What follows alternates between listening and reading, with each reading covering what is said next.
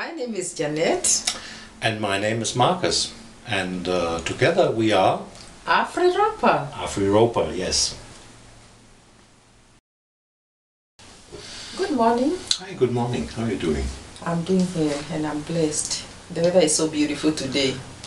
Yeah, it's going to be a beautiful day. But It's going to be a beautiful day. today I want us to discuss the hard-working Kenyans. The hard-working Kenyans. Yes, and I also want to say, no, they are not hardworking. That is if that is your observation. No, I wouldn't say that. No, I wouldn't say that. I think in generally people are very ambitious and they would love to do more if they could. And those who have a job, really, they do work hard. Yes, I would say so. Yeah. Now, you are traveled, if I have heard from you. Yes. You've been in many countries. And how do you compare hard-working Kenyans, or how do you compare Kenyans with other countries, countries, yeah. With other countries? That's a little bit difficult now to answer for the simple reason that when I worked in other countries, in most of the cases that was business jobs, or office jobs, to be more precise, it was office jobs. So I know how the work environment is in an office job, and how people relate to it. So, for example, I can tell you how people in the East Asian countries are in their work ethics and everything. They're also extremely ambitious and everything, and they are hardworking, but they have a different angle or a different approach with their work ethics altogether. Yes. Don't want to go more into that. When it comes here to the people in office jobs in Kenya, I can't really answer that. So what I do see mainly is that people are working, let's say here in the neighborhood, whether they work as a fundi, for example, they work very long hours here. That is something I can say.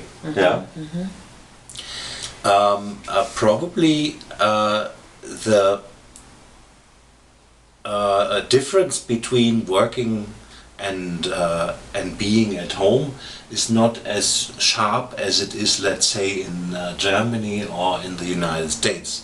You have a job and you work your job, and at 5 o'clock you drop the hammer and you walk home, and then you have then you are at home. What I can see more here is that people are working partly from home, or they bring work home, and on the other hand, people come and visit them at their workplace for a chat or for something like that. That's what I did notice. So it is probably a little bit more mixed here, So there is not this clear separation between your private life and your business life. It's more flowing into each other. That's probably what I can say.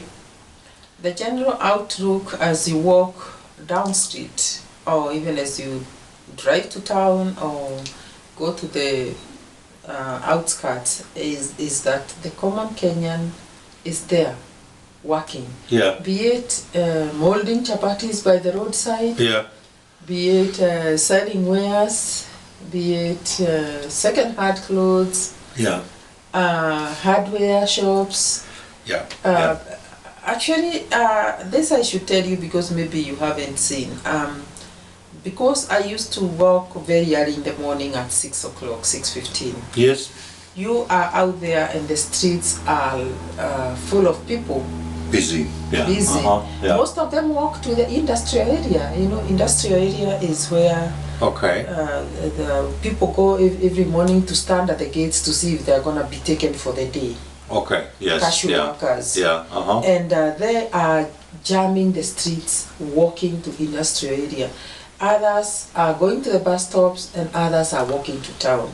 So my general outlook when I was doing my morning walk was that, oh, Kenyans must be very hardworking, because can you imagine people waking up that early to be out there by 6 o'clock with their handbags if they are ladies, or with their backpacks if they are men, and they are just busy. Well, I mean, one thing that is clearly different, that there is no social security net here in Kenya. If you have work, you can make a living, and if you don't work, Because there is no income. So no income. yeah, so you can't reach out to welfare or whatever. Yeah, it simply doesn't exist. Either you work and then you make money, or you don't and you don't have any money, and that's that. Yeah. Yeah. So, and of course, so people are forced to work. They can't allow themselves to not work. Yes, because it is either you work or die Yeah. Yeah. with your family. Yeah. So that's what I can see. And because jobs are very scarce, Kenyans have decided that they got to be out there and do whatever jobs that are available. Yeah. But you'll not see. Why I brought about this topic is because you are traveled, and we who are not very traveled, we see it on the internet. Yeah. You'll see people on the streets with these ramshackles, papers, and homes that they set on the streets to sleep there. Do you know, you'll not see that here in the streets of Nairobi, unless in the CBD. Are you talking about the homeless people in the United States? Yes. That are living in tents under the bridge? Yes, and under the bridge. And I don't want to say that they are not there in Kenya. Yeah. There are some under the bridge, but maybe the mad people or the very sick ones. People, Kenyans will wake up and go out there and look for their hard-earned bread to put on the table. I do believe that there is a different mentality. It's just like, as we said earlier, either you work and you can make some money, or you don't work and then, well, you don't have anything in your pocket. That's as simple as it is. Whereas in, let's say, the developed countries, people that are homeless, they were slowly sliding probably out of a job they had into having no job, and then they don't go immediately homeless or anything like that. They may get for a while unemployment money. So people get unemployment money for a while. And the welfare money. Then they get welfare money, and they feel like, okay, I'm safe. Whatever I'm doing, I will get some money to get through. And for some, they might think, what is the incentive to go to work at all? As long as I get some little money. But on the other hand, they are bored, and then they start gambling or drinking, and they lose their money and they lose their grip on life altogether due to that. And then they end up in homelessness. And people here in Kenya, they cannot allow themselves to be like that. I mean, I'm not saying that alcoholism is not a problem or drug abuse is not a problem in Kenya. It is too. Definitely it is, but it has probably different roots. So when it comes to the hard-working Kenyans, for that matter, yes, either you work and you make a living, or you don't have nothing to buy food or pay your rent from. That's how it is. So the reason why you think this happens so much in the Western countries is because maybe these people are immigrants, or how come that there are many there and not here? What do you mean, immigrants being homeless or what? My observation or my thinking is that most of the people that I see homeless in the US are the immigrants who went there looking for jobs and they didn't even get. And, or they got a job that later, Was I more there? doubt that. I doubt that. I mean, I don't know the demographics about who is homeless and what's their background. But to me, it seems that it is genuine U.S. Americans born in the U.S. that get homeless. It's not immigrants.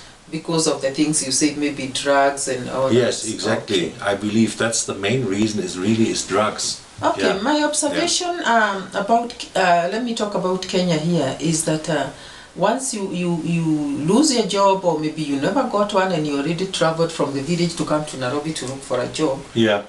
there are slums here.